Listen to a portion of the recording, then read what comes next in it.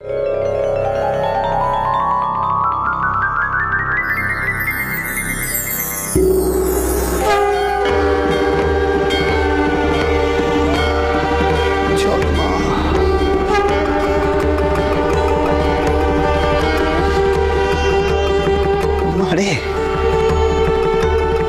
সেজু বাবুর লোককে করিস। জয় মা, জয় মা। আমি টাউন করে যাবো, দেখি মথুরের জ্ঞান কি করে না ফের। মথুরের কিছুটি হবে না, ওর জীবনে এখন অনেক কিছু করে বাকি আছে। ও আমাদেরকে ছেড়ে এত তাড়াতাড়ি চলে যেতে পারে না, কিছুতেই পারে না, কিছুতেই পারে না। চটকুকে তুমি আমার সাথে চলো তো, তুমি চলো, তুমি চলো, টাউন করে চলো।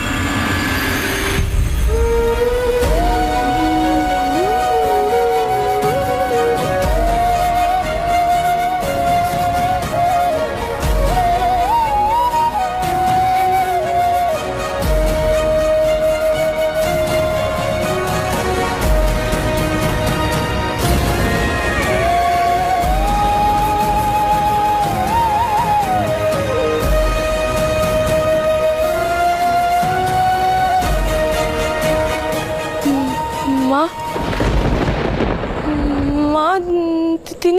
তিনি হাত নাড়াচ্ছেন।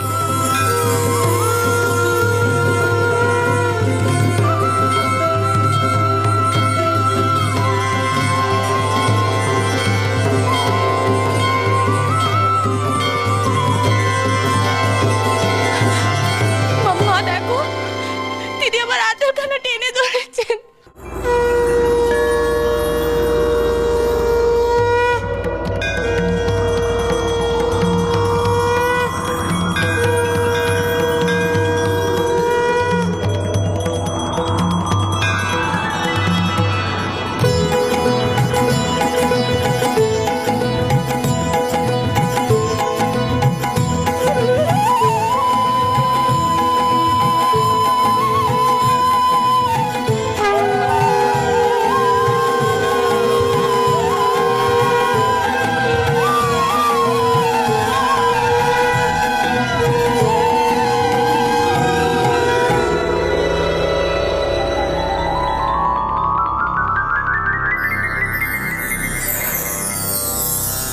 মা, জয় মা।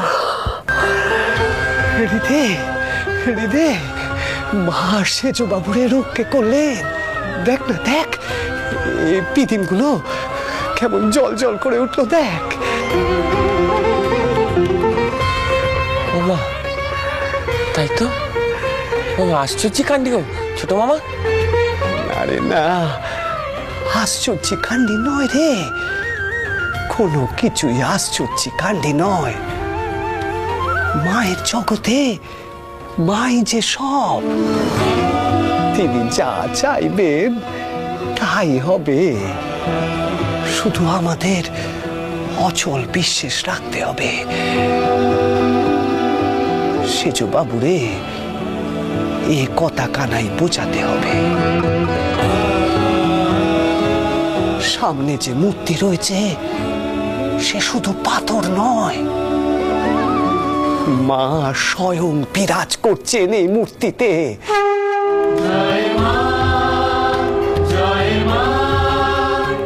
এই কথা কানাই সেজু বাবুরে বোঝাতে হবে।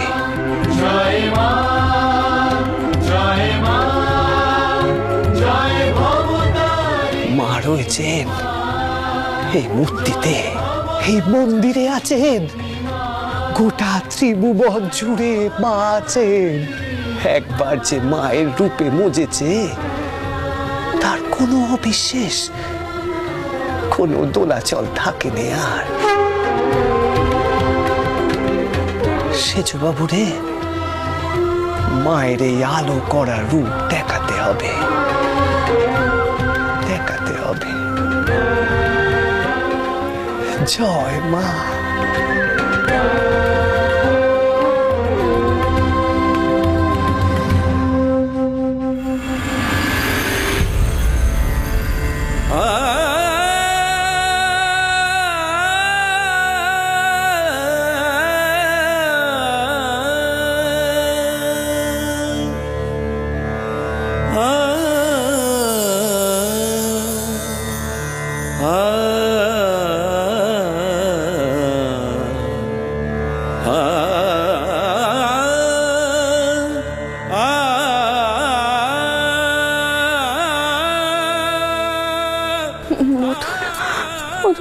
আমার কথা শুনতে পাচ্ছ? আমি কইছিলাম না চটকুকি মধুরের কিচ্ছুটি হবে না, দেখলে তো ওর কিচ্ছুটি হয় না। মধুরের জ্ঞান ফিরিয়েছে, জ্ঞান ফিরিয়েছে। আমি জানতাম, আমি জানতাম মধুর তোমার জ্ঞান ফিরবে, আমি জানতাম তুমি সুস্থ হয়ে উঠবে। কি ছোট শালী, আমি তোমাকে বলিনি বলো? আমি তোমাকে বলেছিলাম তো, এই যে গোপাল, আমি তোমাকে বলিনি তোমার বাবা মশাই সুস্থ উঠবেন বলিনি? তুমি আমাদের কথা শুনতে পাচ্ছ তো? হ্যাঁ, তুমি দেখতে পাচ্ছ? হ্যাঁ, এই দেখো, এই দেখো, দেখো। আপনি জানেন, হাত চোরটা ওর নিজের হাতে কর্পূর চালিয়ে আপনার জন্য মায়ের আরতি করেছে, যাতে আপনার কোনো ক্ষতি না হয়।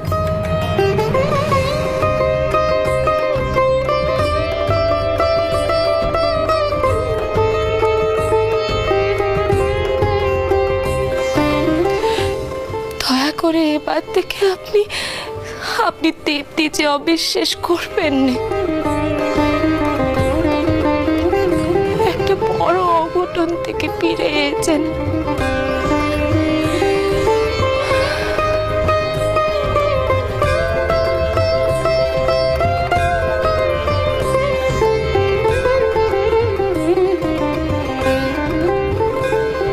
মা, তুমি এবার তোমার জামাইকে বোঝাও।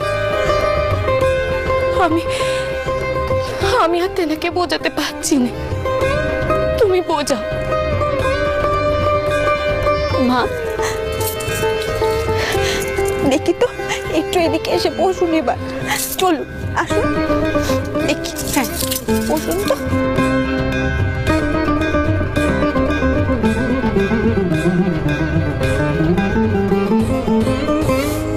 আচ্ছা মতুর, একটা কথা কও দেখিনি, একা একা নেটেলদের মুখোমুখি হওয়ার কি খুব প্রয়োজন ছিল?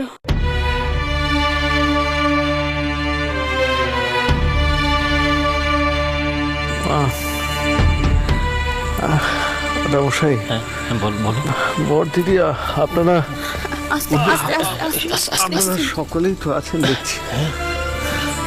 এই গোপাল, গোপাল, আচ্ছা, আমাদের আড়ত পুরো পুড়ে ছাই হয়ে গেছে, তাই না?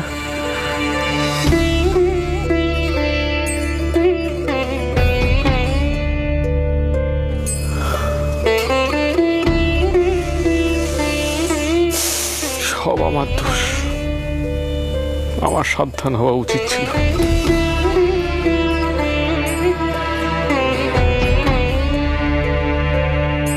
ওই এক জাহাজে আমার সব মালপত্র রাখা উচিত হয়নি। মথুর,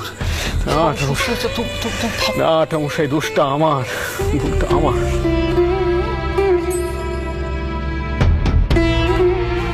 মা, ওই বিধবা বিবাহের বিরোধী যারা ছিলেন তারা আড়তে আগুন দিয়েছে।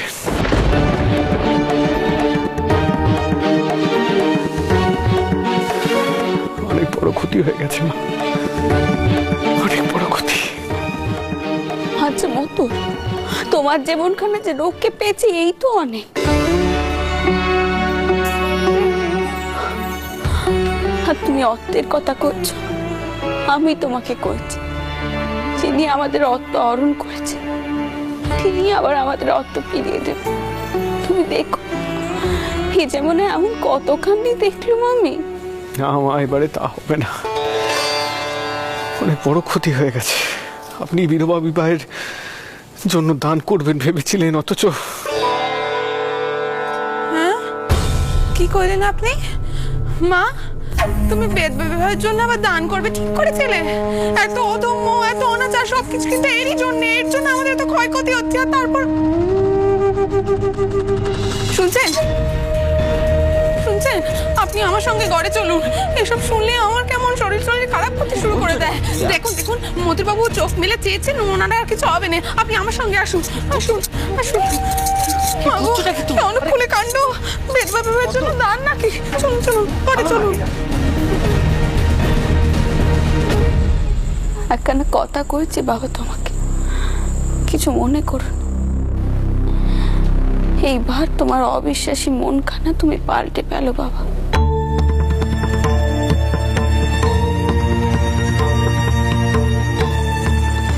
সত্যি কইতে গেলে আজ কিন্তু তুমি একখানে নতুন জীবন নাম করেছো।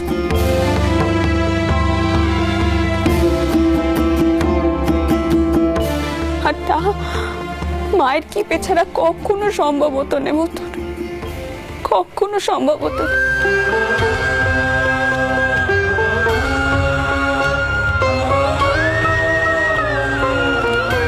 তুমি নিজেকে চোর বচ্চা জির ওপর চেনে দাও মতো, তেনার চোখ দিয়ে মাকে দেখো,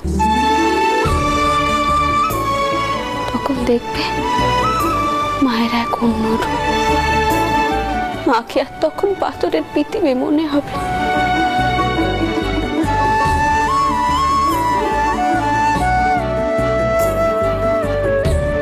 মনে হবে তিনি যেন জীবন্ত,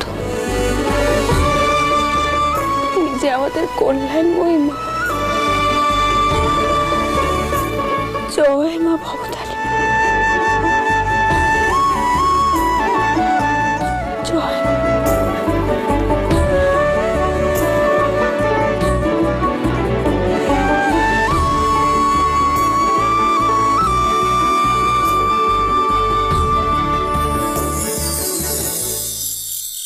কালো রূপে দিগম্বরী,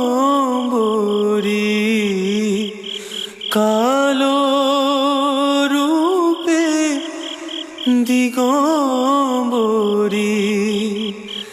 হৃদি পদ্ম করে মোরালো রে, শ্যামা মা কি আমার কালো।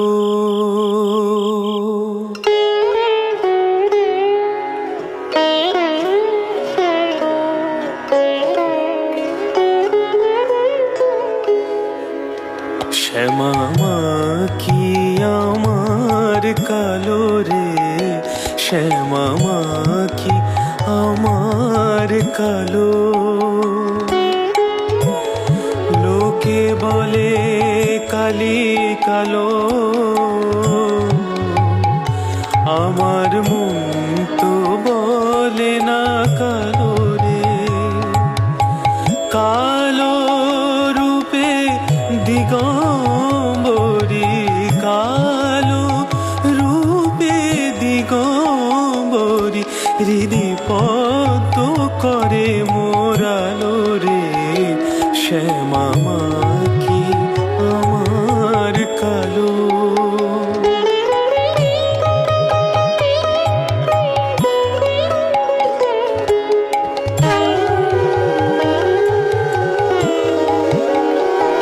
শ্যামা কখনো পুরুষ, কখনো প্রকৃতি, কখনো শূন্য রূপা হে মাই, সে ভাব ভাবিয়া কমলাকান্ত, সে ভাব ভাবিয়া কমলাকান্ত, সহজে পাগল হলো রে, শ্যামা মা কি আমার কালো।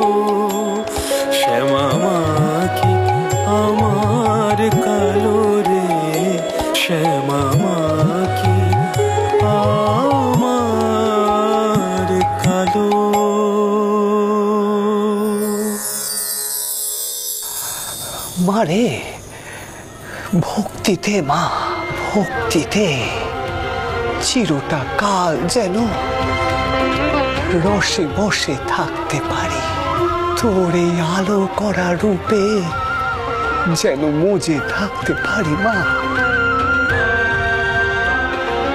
জয় মা, জয় মা।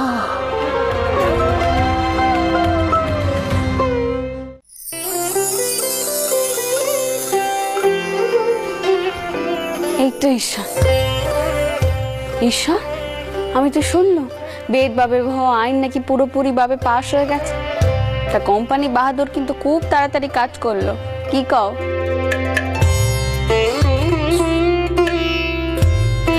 পিসিমা, আপনার বাড়িতে এত বড় বিপদ হলো, তারপরেও আপনি আইন পাশের খবর নিচ্ছেন। তো আমার নিজেকে রীতিমতো অপরাধী বলে মনে হচ্ছে পিসিমা। ঈশ্বর, রামনাথ মল্লিক যে এত বড় ক্ষতি করতে পারে তা আমি কল্পনাও করিনি। রাগ তো আমার ওপর, আমার ক্ষতি করতে পারতেন তারা। গুরুমশাই, ওরা চান যে সমাজ যাতে এই আইন না মানে, তাই তো ওনারা রানীমার ক্ষতি করছেন। তাছাড়া ওনারা জানেন যে রানীমা যদি আমাদের পাশে থাকেন তাহলে আমাদের অর্থ দিয়ে, ক্ষমতা দিয়ে সাহায্য করবেন। তাছাড়া প্রথম বিধবা বিবাহ যদি এ বাড়িতে হয় তাহলে তো না, রাখো, তার আর প্রশ্নই ওঠে না। পিসিমা, আমাদের সাহায্য করতে গিয়ে আপনি বিভিন্ন সময় বিভিন্ন রকম বিপদে পড়েছেন। এই বিধবা বিবাহ আইনের জন্য আপনার বিধবা বৌমা লাঞ্ছিতও হয়েছেন। কিন্তু আর নয়, আমি ইতিমধ্যে শ্রী রাজকৃষ্ণ বন্দ্যোপাধ্যায় আমার বন্ধুকে জানিয়েছি, তার গৃহেই কালীমতী এবং শ্রীশের বিবাহ সম্পন্ন হবে। ঈশ্বর, মতুর কিন্তু এখন সুস্থ হয়ে গেছে। তুমি তো ভগবান মাননি, তবে আমি মানি। মায়ের কি পেতেই সব দিয়ে কাজ রক্ষে পেয়েছি ঈশ্বর। মায়ের লীলে যে সব পথ চলছে, তাই আমার ক্ষতি করা অত সহজ নয় ঈশ্বর। কত কেউ চেষ্টা করলে আমার ক্ষতি করতে, কেউ কিছু করতে পারলো? তবু পিসিমা, আমি আর ঝুঁকি নেব না, কারণ এরপর যদি আপনার আরো বড় কোনো ক্ষতি হয়ে যায় তাহলে আমি নিজেকে কোনোদিন ক্ষমা করতে পারবো না পিসিমা।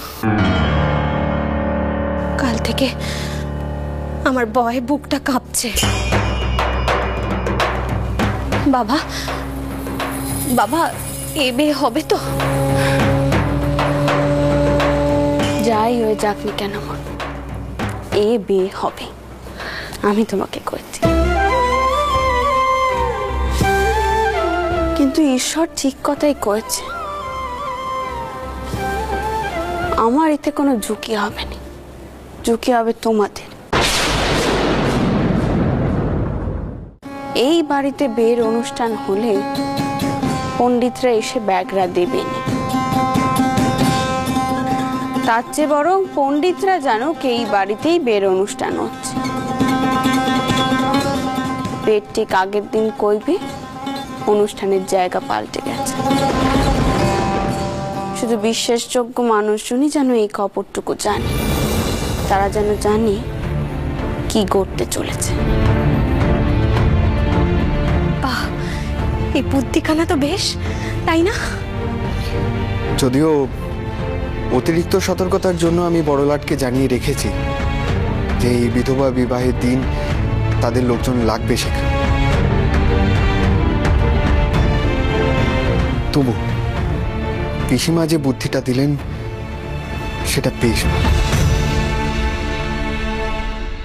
একখানা কথা কই তোমাকে বাচ্চা, আমি কিন্তু কালীমতিকে একটু আশীর্বাদ করতে চাই। তোমরা বাও, তাই এই বাড়িতে তো পণ্ডিত দেখে তাকে আশীর্বাদ করতে পারবো না। ওকে কিন্তু একটুখানি মন্দিরে নিয়ে যেতে হবে, মায়ের পায়ে ছুঁয়ে আমি আশীর্বাদই দেব। এতে তোমার কোনো আপত্তি নেই তো? এ কি কইছেন না? এতে আমার আপত্তি কেন থাকবে? এ তো আমার মেয়ের পরম ভাগ্যে। তাহলে যাও বাবা গোপাল, তুমি চোট ভট্টাচার্যকে গিয়ে কও মথুর একেবারে সুস্থ হয়ে গেছে, আর তেনাকে কও আমরা মেয়ে নিয়ে আসছি, তেনারা যেন তৈরি থাকে। হ্যাঁ দিদি, যাই। তোমরা দেখো মায়ের কৃপে সব কাজ সুন্দরভাবে সম্পন্ন হবে।